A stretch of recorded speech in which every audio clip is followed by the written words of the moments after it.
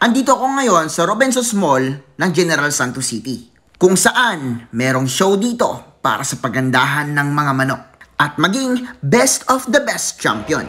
Medyo maaga akong dumating dito at puspusan po talaga yung preparation nila. Pero may dalawang manok na nauna pa sa akin dito. Ito'y Shabo Bantam. Sana'y manalo kayo mga early birds. Bago mag-start ang mga show, picture taking muna tayo, taga Bimeg.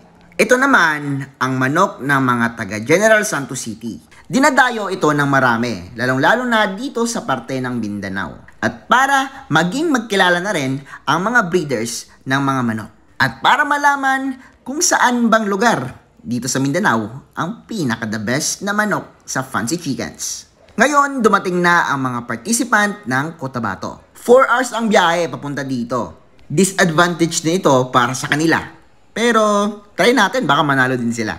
Ang event na to ay pinangungunahan ni Sir Uno ng Uno Breeder Line, dating champion ng Fancy Chickens. Ito naman ang pambato ng Sarangani. Ito din ang pambato ng General Santos City. Grupo-grupo yan sila. Ito kasi yung mga owners na sobrang mahal yung mga alaga nila. Meron din akong sirama nakita dito from Cotabato. Ang ganda kasi ng kulay. Kita nyo naman, oh, bagsik. May bata ding participant dito at nagpa-picture sa atin. Lalahok din siya ngayon para sa show quality ng Sirama, Team Cotabato. Ang susunod naman na team ay galing Davao. Bumiyahe din ng almost 4 hours para makarating lang dito. Ito naman ang mga hurado natin para sa event na ito. Parang Shamo pero maliit. Ito ang Ko-Shamo. Sasali din ito sa pet show. May mga Sirama din dito na kalaban nila. At meron ding mga Selkie Chickens. Ang Malaysian Sirama or mas kilala bilang Sirama dito sa Pilipinas. Tinaguri ang pinakamaliit na manok sa buong mundo. At may malaastiging dating. Marami ding dumagsa dito na magpamilya dahil gusto nilang bumili ng mga manok. Isa din itong pamamaraan para ma-promote ang ganitong hobby. At syempre magkakapira ka rin. Simulan na ang laban para sa pet quality show ng Sirama. May pet quality, meron ding pang show quality, which is yung mga magaganda na. Ang rules dito, kapag nahulog yung manok, disqualified. Pero pag yung manok nag-pose at kumakampay ng malakas, siya yung mananalo. Okay, timer. Judges, ready?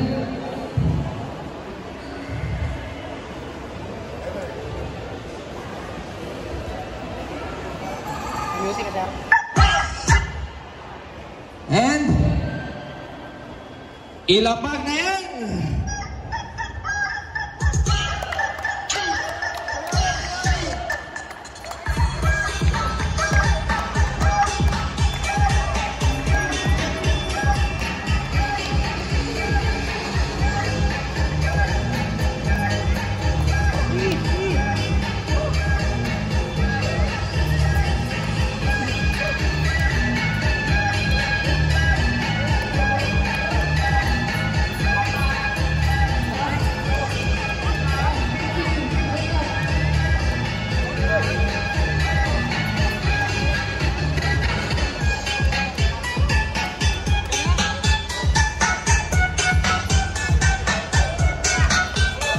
Last 40 seconds.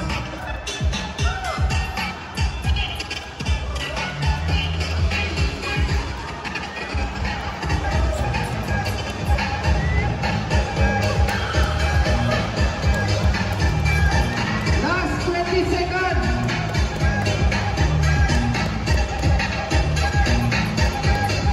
Last 20.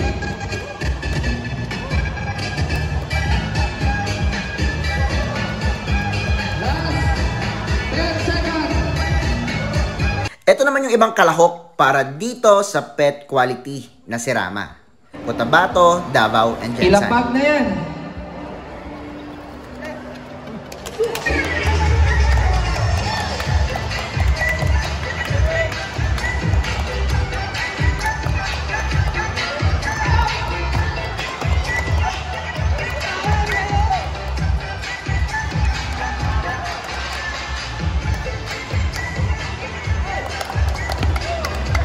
Last 1 minute.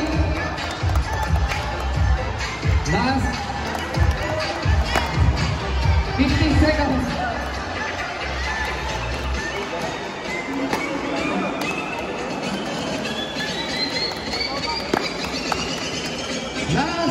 30 seconds.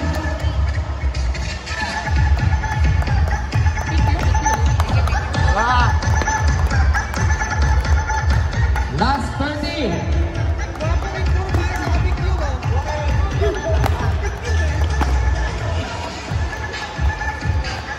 Last 20.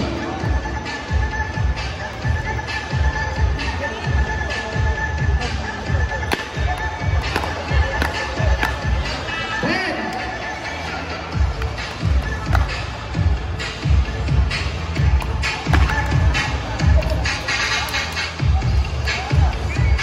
7, 6, 5, 4, 3, 2, 1. Next category naman ay mga buff na sirama.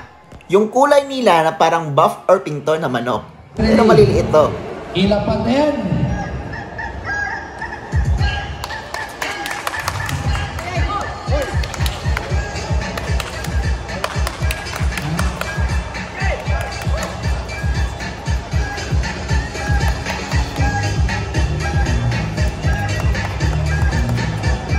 Labanan nito ng Davao, Cotabato, tsaka Sarangani. Last.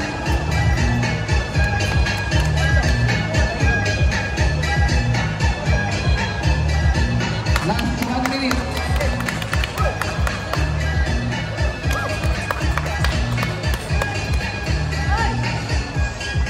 Last 50.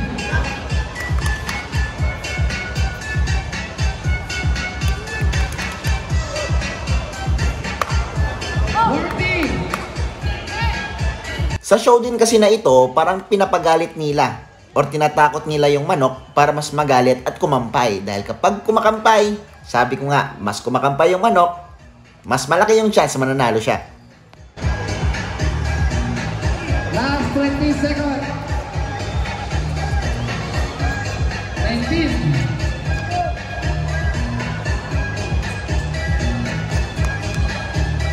Last 10 seconds.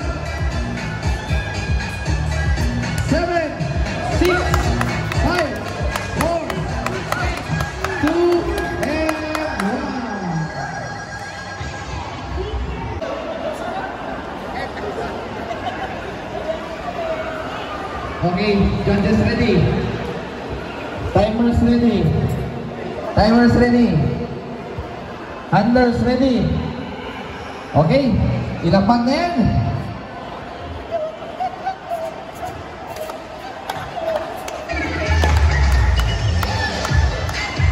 Okay, magkakaroon ko. Okay.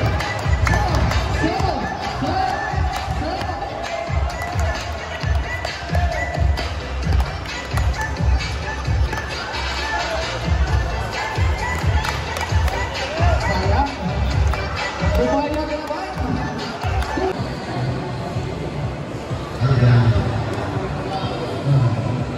Hindi lang po mga lalaking sirama ang sinoshow, kundi meron ding mga babae. Mas malakas lang kumampay yung mga roosters kumpara dun sa mga hens. Pero sa astigan ng pormahan, hindi din ang papahuli itong mga hens natin.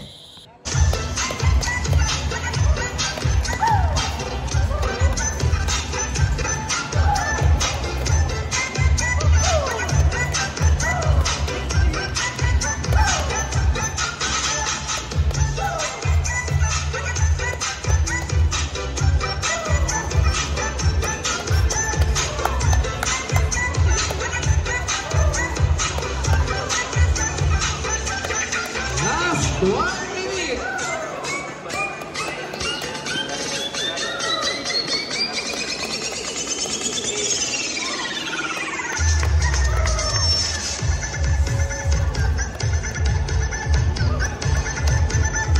Last 40 seconds.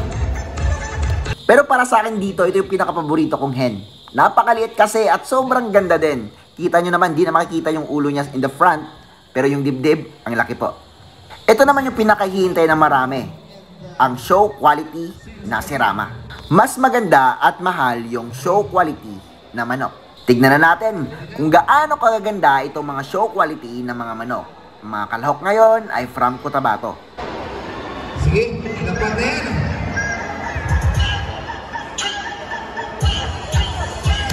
Magulong.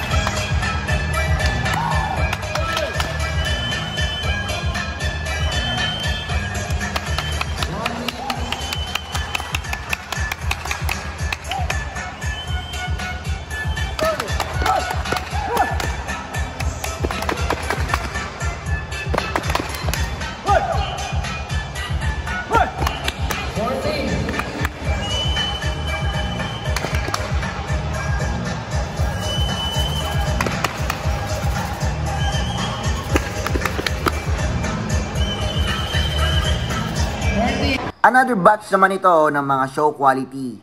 Maglalaban ngayon, Coronadal, Davao, tsaka Cotabato.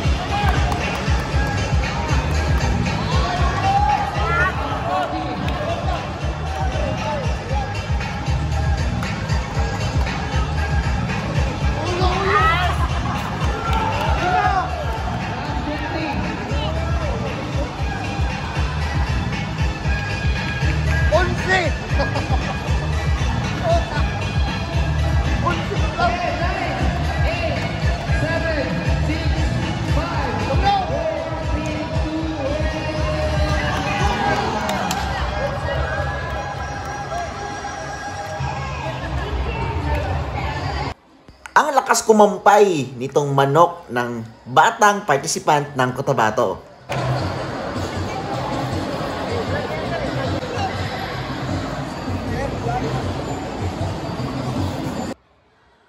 May pumunta din ditong dayo para bumili ng manok.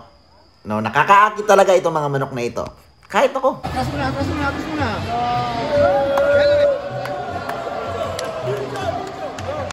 Ngayon ay labanan na para sa the best of the best ng mga hens.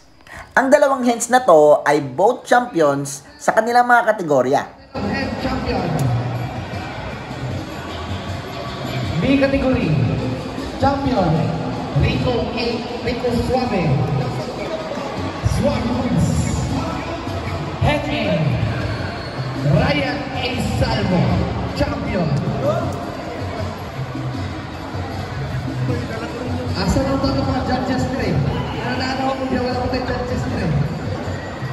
Judges!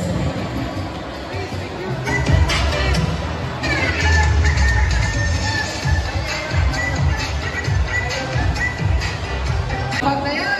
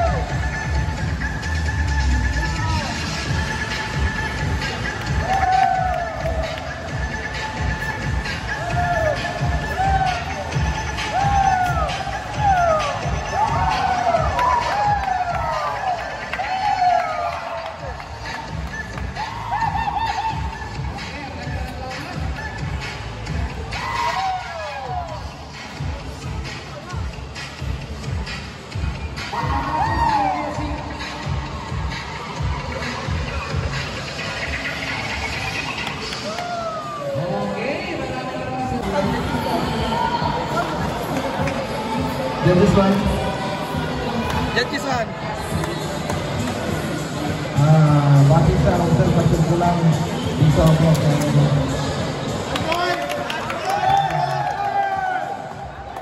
Okay. Judges naman ko. Sa observation ko, dito ako kay... Panalo na! Pag di mo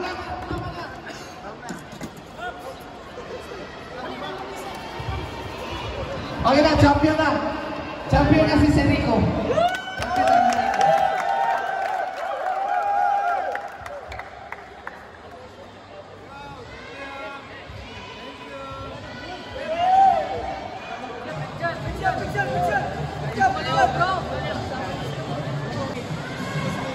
Champion ng Hens category si Serico ng Cotabato.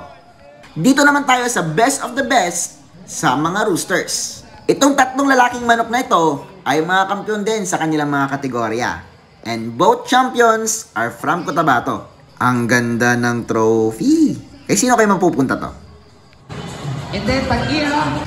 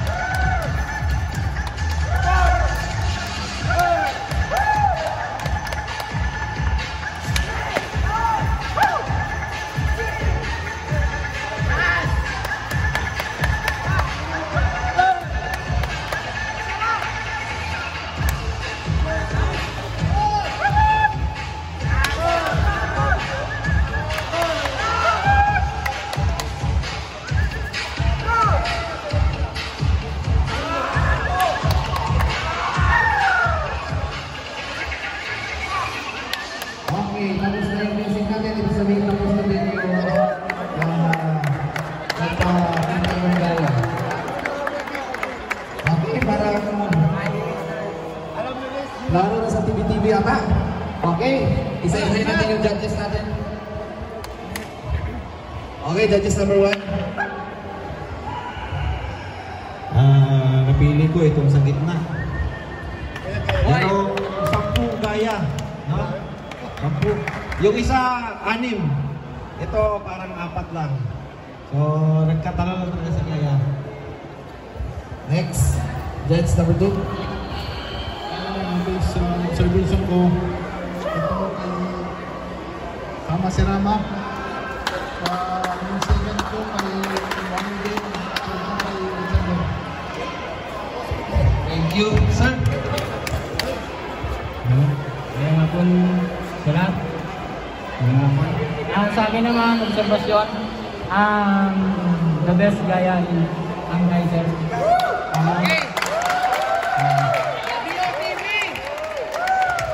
BOTV, dapat sila para Cotabato City.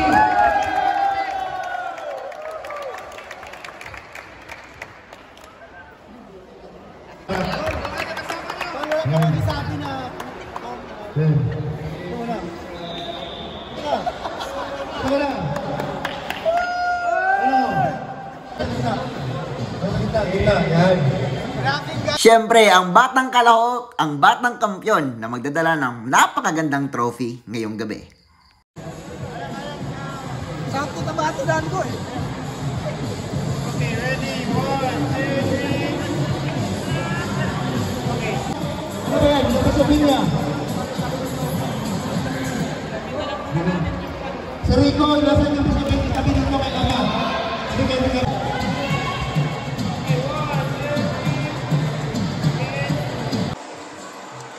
Ako po si Uno, event organizer po ng show po na ito. Inaanyayahan ko po kayo na sumali po sa aming show. Ito po yung ginaganap twice a year po. And kung meron kayong mga fancy chickens, pwede niyo pong dalhin dito. At pwede po natin siyang i-showcase. May mga pa-premium din po tayo at saka free po tayo ng lunch at saka meron din tayong mga snacks. Ayan,